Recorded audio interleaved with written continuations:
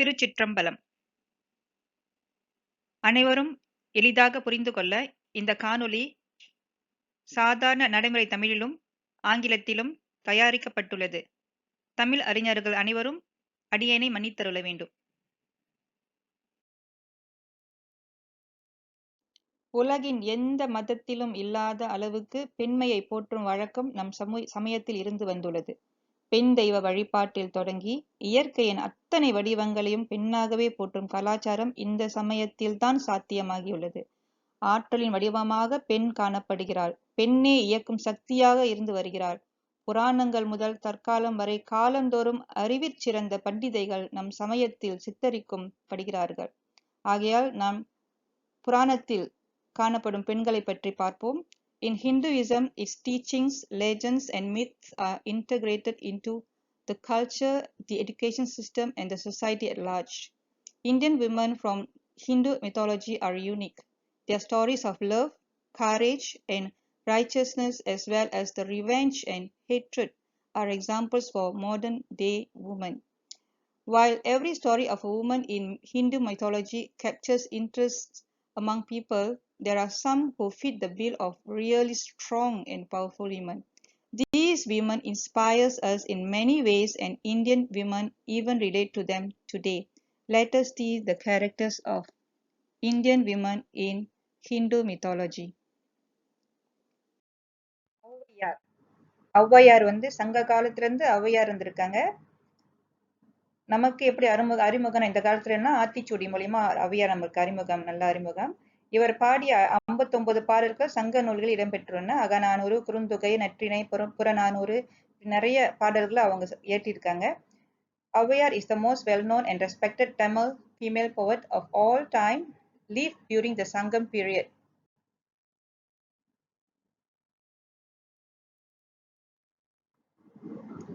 அறுபத்தி 3 நாயன்மார்கள் சேக்கிழார் குறிப்பிட்டிருக்கிற பெரிய புராணத்துல.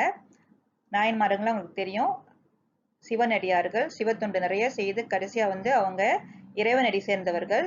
இந்த 63 நாயன்மார்களை 3 பேர் பெண்கள், காரைக்கால் அம்மையார், மங்கையர்க்கரசியார், இசைஞானியார். இவங்க நாயன்மார்கள் பட்டியல இருக்காங்க. ஆனா நிறைய மற்ற பெண்களோட சரித்திரமும் பெரிய புராணத்துல இருக்கு. திருநாவுக்கரசரோட அக்கா, இந்த மாதிரி நிறைய கேரக்டர் இருக்கு. Okay. The saintly devotees of Shiva are known as Nayanmar. There are 63 of them. The activities of these devotees differ, but the one thing in common is their intense love for Lord Shiva.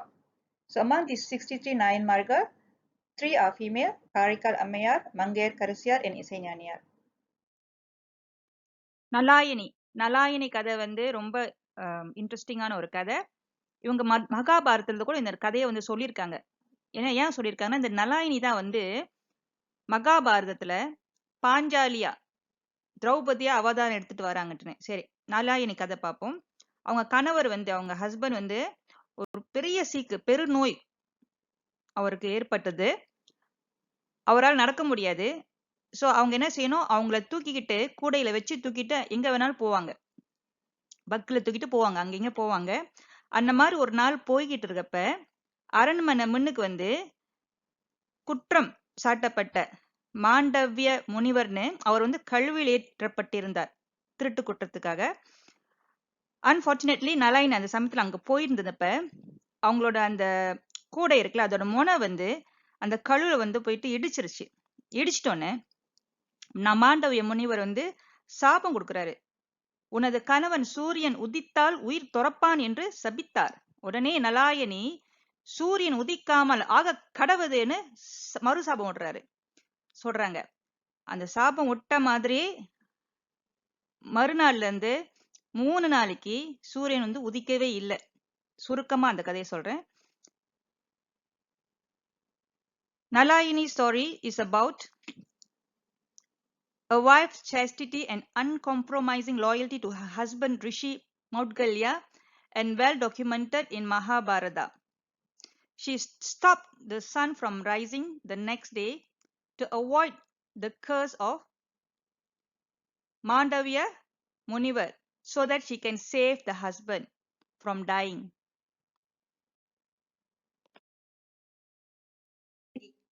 அறிவு, தைரியம், பக்தி என அனைத்து அம்சங்களும் பொருந்திய ஒரு பெண். தன் கணவன் வேறு ஒரு பெண்ணுடன் தொடர்பு இருக்குன்னு தெரிஞ்சு கஷ்டப்பட்டாங்க. திசை மாறிய கணவன் மனம் திருந்தி வரும்பொழுது அவனை ஏத்துக்கிட்டாங்க. தவறான தீர்ப்பால் தன் கணவன் கொல்லப்பட்ட போது நாடாளும் மன்னனியை தனியாக எதிர்கொண்டு வாதாடினாங்க. தன் கணவன் குற்றமற்றவன் நிரூபிச்சாங்க. தவறான தீர்ப்பை வழங்கிய மன்னனுக்கு தண்டனையும் கொடுத்தாங்க. அவர் செத்தே போயிடுறாரு.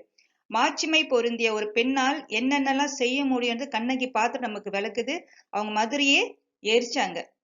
Kannagi, a legendary Tamil woman, is the central character of the South Indian epic of Silappadigaram.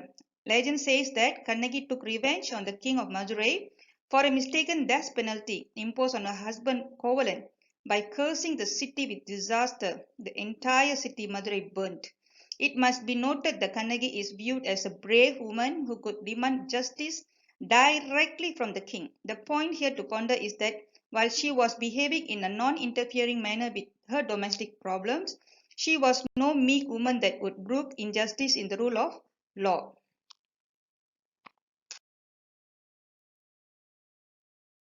Satyavan, Savitri இவங்களோட கதை மகாபாரதத்துல இருக்கு. பாண்டவர்கள் காட்டுல இருக்காங்க. அந்த சமயத்துல மார்க்கண்டேய முனிவர் பாண்டவர்களை பார்க்க போறாரு. அந்த சமயத்துல தர்மன் மார்க்கண்டேய முனிவர்கிட்ட கேக்குறாரு, திரௌபதி பாஞ்சாலிய போல பதிபக்தியானவங்க வேற பெண்மணி இருக்காங்களான்னு. அப்ப மார்க்கண்டேய முனிவர் சாவித்திரி பத்தி சொல்றாரு. சாவித்திரி ஒரு இளவரசி, சீரும் சிற்பமா வாழ்ந்தவங்க. அவங்க ஒரு காட்டுக்கு போறாங்க. அந்த காட்டுல சத்தியவானை பாக்குறாங்க. சத்தியவான் ஒரு எக்ஸ் இளவரசன். அவங்க அப்பா அம்மா ராஜ்யத்தை இழந்து காட்டுல வாழ்றாங்க. அவங்க அப்பா அம்மாக்கு 2 பேத்துக்கு கண்ணு தெரியாது. சத்தியவான் அவங்க அப்பா அம்மா 2 பேத்தையும் நல்லா பாத்துக்கிறாரு. அதை பார்த்துட்டு சத்தியவான் பார்த்துட்டு சாவித்திரி கல்யாணம் பண்ணணும்னு நினைக்கிறாங்க. அந்த சமயத்துல நாரதர் சொல்றாரு சாவித்திரி கிட்ட, சத்தியவானுக்கு ஆயுள் ரொம்ப குறைவு, அதாவது 1 வருஷத்துல அவர் இறந்துருவாருன்ட்டுன்னு. அப்படியும் சாவித்திரி சத்தியவானுக்கு கல்யாணம் பண்றாங்க. காட்டுல வாழ்றாங்க. குறிப்பிட்ட காலம் வந்துட்டோன்னே யமதர்மன் சத்தியவானோட உயிரை எடுத்துட்டு போறாரு. அந்த சமயத்துல சாவித்திரி யமதர்மனை பின்னாலே விடாம பின்னால போறாங்க. யமதர்மர் சொல்றாரு, நீ என் பின்னால வராத, என்னால உன்னோட கணவரோட உயிரை திருப்பி கொடுக்க முடியாதுன்னு. அவங்களும் பேச்சு கொடுத்துக்கிட்டே வராங்க. பேச்சு கொடுக்க கொடுக்க கொடுக்க கடைசியா யமதர்மன் சொல்றாரு, சரி நான் உன்னோட கணவரோட உயிரை தவிர நான் உனக்கு வேற வரங்கள் தரேன், எனக்கு 3 வரங்கள் கேளு, நான் தரேன்றாரு. அப்ப அந்த சமயத்துல சாவித்திரி வரம் கேட்கறாங்க. என்ன வரனா, தன்னோட மாமனார் மாமியார் இருக்காங்களா, அவங்களோட கண் பார்வை திருப்பி வரணும், அப்புறம் அவங்களோட ராஜ்யம் திருப்பி அவங்களுக்கு கிடைக்கணும், அதுக்கப்புறம் அவங்க 2 பேத்துக்கும் பேரப்பிள்ளைகள் பிறக்கணும் அப்படின்ட்டு, நிறைய பேரப்பிள்ளைகள் பிறக்கணும்னு கேக்குறாங்க. அதை அந்த வரத்தை நான் கொடுக்குறேன்னு சொல்லிட்டு யமதர்மன் கொடுத்துறாரு. கொடுத்துட்டு ரியலைஸ் பண்றாரு, பேரப்பிள்ளைங்களை பிறக்கணும், கட்டாயமா சத்தியவான் உயிர் பெற்று வரணும்ல. சோ சாவித்திரியோட அந்த அன்பை, அந்த புத்திசாலித்தனத்தை, அந்த மன உறுதியை மெச்சி சத்தியவானோட உயிரை திருப்பி கொடுத்துறாரு.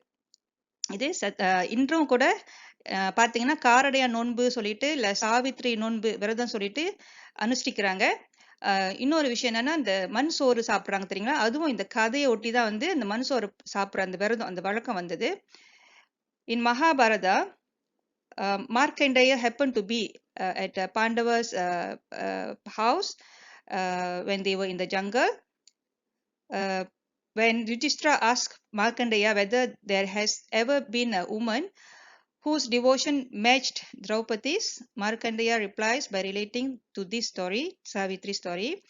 The Mahabharata recounts how Savitri used the power of her dedication to her husband, Satyavan, to prevent Yamadharma, the god of death, from taking him when he was fated to die. When negotiation going on between Savitri and Yamadharma willing to grant her 3 boons except for her husband's life, Savitri first asked for her parent-in-law's sight be restored. Then she asked that their kingdom to be returned to them. And finally, she asked Yamadharma that the parent-in-law to get grandchildren. So Yamadharma happily granted the boon. Then only he realized that the boon cannot be fulfilled unless Satyavan comes back to life. So he admits the defeat and Satyavan wakes as if from a deep sleep. We are told to believe that Yamadharma restored Satyavan to life only because Savitri was so devoted. She was willing to follow her husband even into the realms of death. But actually, Savitri is a very unusual woman. She is beautiful, she is learned, she is determined. She defeated Yamadharma with her arguments and with her cleverly worded boon. It is her will, her intellect, and her quick wit that Yama granted her wish to get Satyavan back to life.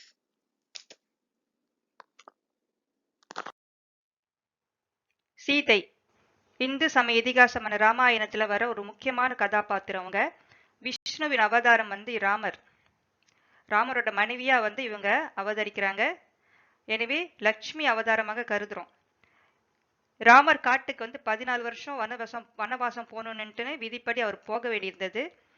அப்ப அவர் கூட தன் அரண்மனை சுக வாழ்க்கையெல்லாம் விட்டுட்டு கூடயே போறாங்க.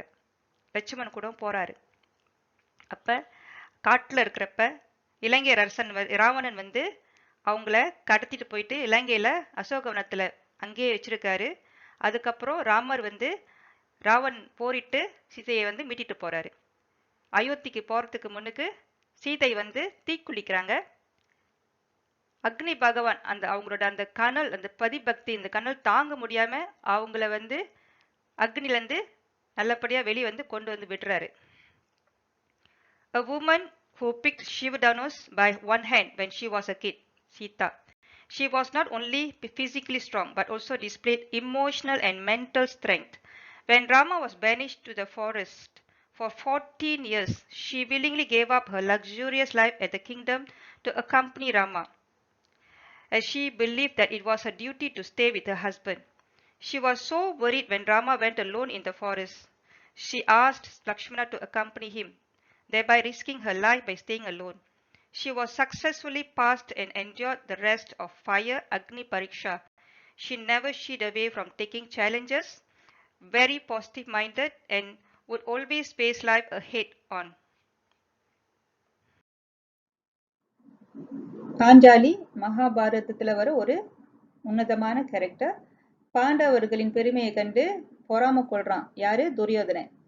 தனக்கு சேர வேண்டிய புகழ் தருமனுக்கு போறது பார்த்துட்டு கோபமா வருது அவனுக்கு. பாஞ்சாலி பலர் கூடியிருக்கும் அவையில் துரியோதனை பார்த்து சிரித்தது, கேலி செய்தது மீண்டும் துரியோதனனின் கோபம் மூட்டியது. தன் மாமன் சகுனிய மூலமாக பாண்டவர்களே வஞ்சனையாக சூதாட்டத்துல ஈடுபடுத்துறான். நாட்டையும் பொருளையும் அபகரிக்கிறான். காட்டுக்கும் அனுப்பி வைக்கிறான்.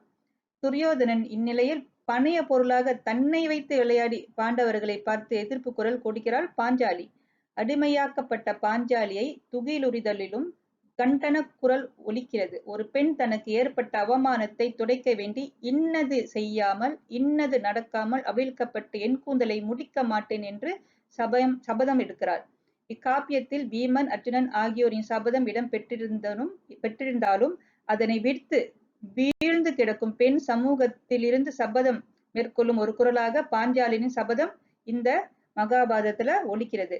Draupadi, born from fire sacrifice, Draupadi is one of the most powerful and compassionate characters one would come across in Hindu scriptures. She was intelligent, fearless, loyal, sacrificing, and the one who stood tall to protect her womanhood during the game of dice. Analyzing her character in depth, Draupadi emerges as one of the first feminists our scriptures witnessed. வீரத்தமிழச்சி. நேர்க்களத்தில் நெல்லை தூற்றிக் கொண்டிருந்த தமிழ் பெண் ஒருத்தியை தாக்கு புலி வந்த பொழுது அதை தனது கையில் இருந்த முரத்தால் அடித்து விரட்டிய தமிழ் பெண். அதாவது நெற்களத்துல வேலை செய்த தமிழச்சி. இது ஒரு கதை.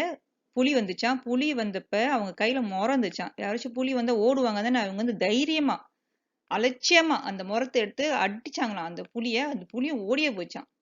வீரத்தமிழச்சி chased tiger away with just a muram winnowing pen, showing the bravery of Tamil பெண்.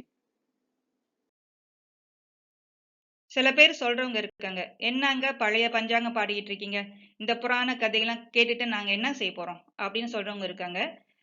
Even some radical feminists may claim that Purana actually showing absolute slavery of women and total nonsense சொல்றவங்க இருக்காங்க.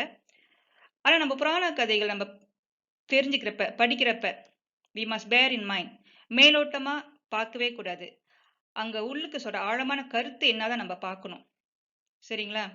நான் உங்களுக்கு ஹைலைட் பண்ண விஷயம் எல்லாமே வந்து நமது சமயத்துல, இதிகாசத்திலயும் சரி, புராணத்திலயும் சரி, எல்லாத்துலயும் எப்படி வந்து பெண்கள வந்து மேலோங்கி காட்டியிருக்காங்க. பெருமைய காட்டியிருக்காங்க. மேன்மைய காட்டியிருக்காங்க. அப்படின்னு மகத்துவத்த காட்டியிருக்காங்க. அப்படிதான் நான் காட்டியிருக்கேன். இந்த புராண கதைகள்ல வர கேரக்டர்ஸ் நம்ம படிச்சு தெரிஞ்சுக்கிறது வந்து எவ்வளவு முக்கியம் அப்படின்றது நம்ம தெரிஞ்சுக்கணும். ஏன்னா நம்மளுக்கு மட்டும் இல்ல, நம்ம பெண் பிள்ளைகளுக்கும் அதை சொல்லிக் கொடுக்கணும் முக்கியமா. Because education shall not be only a degree in the hand, which secure the women with a good job, good position, comfortable life, or luxurious life, but it must teach women to have the capacity to face challenge in life and not to buckle under pressure. நம்ம பிள்ளைங்களுக்கு வந்து கல்வி அறிவு மட்டும் கொடுத்துட்டு அவங்க ஒரு degree எடுத்துட்டு ஒரு நல்ல பதவியில மற்ற ஆண்களுக்கு நிகராகவோ அல்ல ஆண்களுக்கு மேலேயே பதவி பகிச்சு சொசைட்டில இருந்து ஒரு பெரிய ஒரு நல்ல ஸ்டேட்டஸ்ல இருந்து நல்ல வாழ்க்கை, வசதியான வாழ்க்கை, இதை மட்டும் வந்து வாழ்க்கை வந்து பூரணம் அடைய செய்யாது. அவங்க வாழ்க்கையில அவங்க வர அந்த சேலஞ்சை எதிர்கொண்டு அந்த போராடி ஜெயிக்கிறது இருக்குல்ல, அதுதான் அந்த அந்த அந்த வீரத்தை தான் நம்ம பெண் பிள்ளைங்களுக்கு நம்ம வந்து கத்துக் கொடுக்கணும். அது வந்து இந்த மாதிரி இந்த கதைகள்லாம் தெரிஞ்சுக்கிறப்ப அவங்களுக்கு அந்த மனசுல வந்து ஆழமா பதியும். வீரம் என்பது வந்து சண்டை போயிட்டு இந்த வார்க்கு போயிட்டு அந்த வால் முனை இருக்குங்களா, அதுல போய் குத்தி ஜெயிச்சு வர்றது வந்து வீரம் கிடையாது. A brave woman need to show courage not in the absence of fear, but to feel fear in the first place and thereafter control and overcome their fear. அதாவது பயம் இல்லாம இருக்கிறது வந்து வீரம் கிடையாது. பயப்பட்டு அந்த பயத்தை வந்து எதிர்கொண்டு அந்த பயத்தை முறியடிச்சு மேலோங்கி வர்றது, அந்த பயத்தை வந்து ஓவர் கம் பண்ணி வர்றது தான் வீரம், உண்மையான வீரம். நீங்க பாத்தீங்கன்னா அந்த வீர தமிழச்சின்னு ஒரு கேரக்டர் நான் உங்ககிட்ட சொன்னேன். புலி வந்து முன்னுக்கு வந்து நிக்குது. புலி வந்து என்ன செய்யும்? நிச்சயமா கொன்னுரும். அந்த புலியை முதல்ல பார்த்தோன்னா கட்டாயம் பயம் இருந்திருக்கும். இருந்தாலும் தன் கையில வந்து ஒரு முரணா இருக்கு. அந்த பயத்தை அவங்க எதிர்கொண்டு அந்த புலியை அடிச்சு விரட்டுறப்ப அந்த பயத்தை எதிர்கொண்டாங்களே, அதுதான் உண்மையான வீரம். Strong women believe in pushing themselves to the limit, setting high goals and doing all they can do to achieve them. ஒரு தைரியமான பெண் தனது லட்சியத்தை அடையிற வரைக்கும் போராடி ஜெயிக்கணும். அந்த லட்சியம் அடையிற வரைக்கும் அதுதான் இதெல்லாம் வந்து காட்டுது. இந்த நம்ம பாத்தீங்கன்னா சத்தியவான் சாவித்திரி கதையெல்லாம் நம்மளுக்கு அதை காட்டுது. Strong women aren't afraid to be themselves even if it leaves them open to judgment. They also stand up for their opinions. அதாவது ஒரு ஸ்ட்ராங்கான உமன் வந்து பெண்மணி வந்து தயங்க மாட்டாங்க, அச்சப்பட மாட்டாங்க. அவங்க என்ன நினைக்கிறாங்களோ, நியாயம் நினைக்கிறாங்களோ அதை செஞ்சு முடிப்பாங்க. அவங்க மத்தவங்களோட ஒப்பீனியன் பத்தி, ஜட்ஜ்மெண்ட் பத்தி அவங்களுக்கு கவலையே கிடையாது. நீங்க பாத்தீங்கன்னா இந்த கண்ணகி கதையில பாருங்க, அவங்க ஒரு மதுரையே எரிச்சாங்க தன் கணவனை வந்து தவறான தீர்ப்பு கொடுத்துட்டாங்கன்னு. மக்கள் வந்து மேபி ஜட்ஜ்மெண்டலா இருக்கணும் அவங்க மேல, என்னன்னா இப்படி அவங்க செய்யக்கூடாது அப்படின்னு. அதை பத்தி அவங்களுக்கு அந்த கவலை கிடையாது. A strong woman doesn't let others to treat her badly. She doesn't tolerate abusive behavior. அதாவது நீங்க இந்த கேரக்டர் வந்து நீங்க பாத்தீங்கன்னா திரௌபதி, பாஞ்சாலி சபையில வந்து அவங்களை வந்து மானபங்கப்படுத்துறதுக்கு முயற்சித்தப்ப அவங்க வந்து எதிர்த்து போராடினாங்க, சபதமும் மேற்கொண்டாங்க. அந்த சபதத்துல அவங்க ஜெயிச்சாங்க. A strong woman does her best to stay positive even if this leaves her vulnerable to disappointment. She knows that bad times can and do pass.